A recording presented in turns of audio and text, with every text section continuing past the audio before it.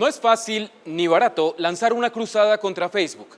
Con más de 850 millones de usuarios, que podrían llegar a ser más de 1.000 millones en unas semanas, la red social más famosa del mundo es tan conocida como poderosa. Sin embargo, un estudiante austriaco de 25 años cree que una derrota a Facebook en los tribunales es justo lo que el mundo necesita.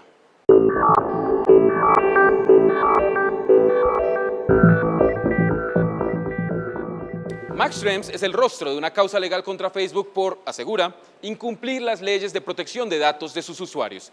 Básicamente acusa a la compañía de recoger demasiada información y guardarla por demasiado tiempo. It's not a new story. Everyone was knowing that something is wrong there.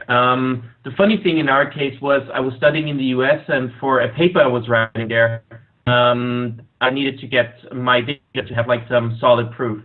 And Facebook was stupid enough to send me like all my deleted information and a lot of like raw data we could use to actually prove that Facebook is doing certain things that a lot of people have suspected that before.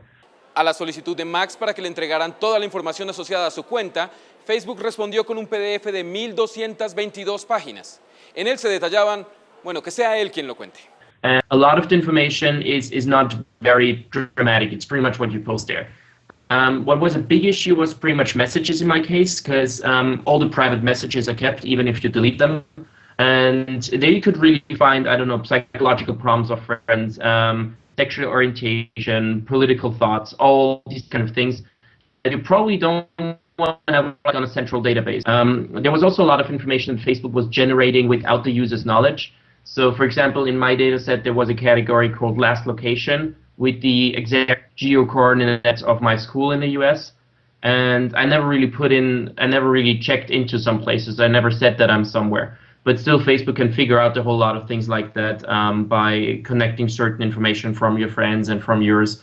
And people often saying, if you don't post it, it's not going to be there. But that's actually not true. Facebook is really generating a whole lot in the background. That was probably the second like scary thing, that it's not just you and what you post, but it's mainly what Facebook is generating as well. Dado que las actividades de Facebook en Europa están centralizadas en Irlanda, Max presentó su caso en Dublín. Yeah, there are actually right now 22 complaints that are, it's a running process for a year now, and we hope to be able to get a final decision on these 22 complaints within this year. The thing is, though, that the Irish authority is totally overwhelmed with the situation. There are 22 people. None of them has a legal background, so it's very hard for them to treat things. And the first time around, we have the impression that they will let Facebook get off the hook. What we can do then is that we can go to the Irish courts and complain about the authority not fully enforcing it.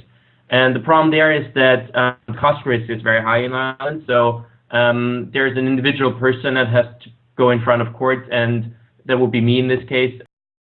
El ser el rostro y el nombre de una causa legal contra la red social significa que, de perder, Max sería personalmente responsable por gastos legales que estima ascenderían a unos 300.000 euros.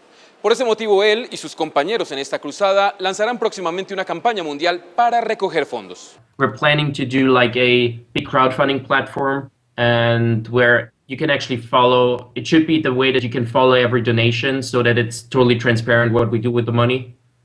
And it should be done in a way, if we don't need the money, which might happen if we win the case, we want to transfer the money back to the people that donated it.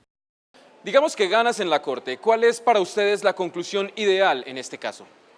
And that's the biggest issue, is that we have these 22 different complaints and everyone is covering another problem. So the solutions are different for every problem.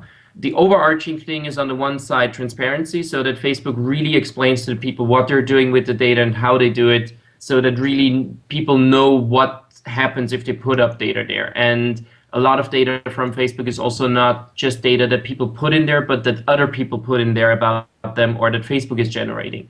And that kind of leads to the second thing, which is control. We found out that Facebook is, for example, not deleting stuff that users have deleted. For example, you can still retrieve pictures that are switch to like private mode and stuff like that. But right now, Facebook is telling you you can control it, and you just share it with your friends, and you can always delete it and all that kind of stuff. And it turned out that that is actually not true.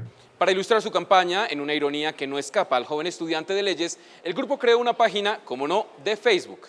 Schrems dice que no hay hipocresía porque la suya no es una causa contra una marca particular. In Germany, you say crystallization point, you know, like one typical thing where things just become better because pops into the public discussion. And therefore it was, looking back, good to do it with Facebook because it's like the brand name that every journalist loves to write about. If we would have done the same thing with, I don't know, Adobe or something, no one would have ever written about it.